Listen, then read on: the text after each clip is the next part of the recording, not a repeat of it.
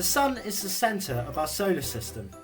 It gives us warmth, it gives us light, it keeps us in orbit. But one day the sun is going to die and vaporise us all with it. And that's why we have this video, Summergeddon. Let's begin with how the sun was born. Once upon a time there was a giant cloud of dust, rock and gas called a stellar nebula. When gravity got involved, the nebula gathered together and formed a really hot protostar that reached 15 million degrees. The sun shines because it has hydrogen fuel to power its nuclear fusion engine. This fusion reaction has powered the sun for 4 billion years, and now the sun weighs as much as 300,000 Earths. In about 4 billion years, the sun will run out of hydrogen and will have to use helium as fuel instead. This will make the sun get bigger and cooler, becoming a red giant. Eventually, this red giant will get so big that it will swallow Mercury, Venus, then Earth, incinerating the planet and everyone on it. Summergeddon.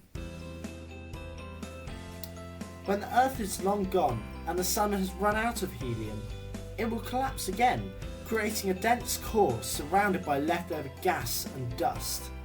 This is called a planetary nebula.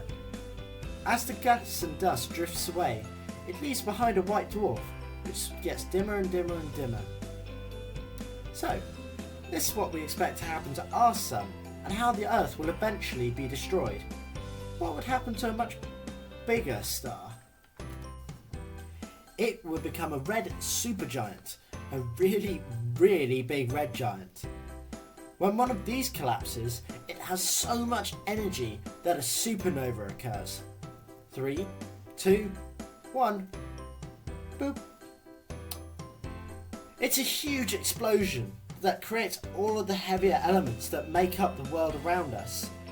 We are all literally made of stardust, created in these supernovas. The core of the supernova becomes a black hole. Now, if you're worried about this, don't be. Your grandkids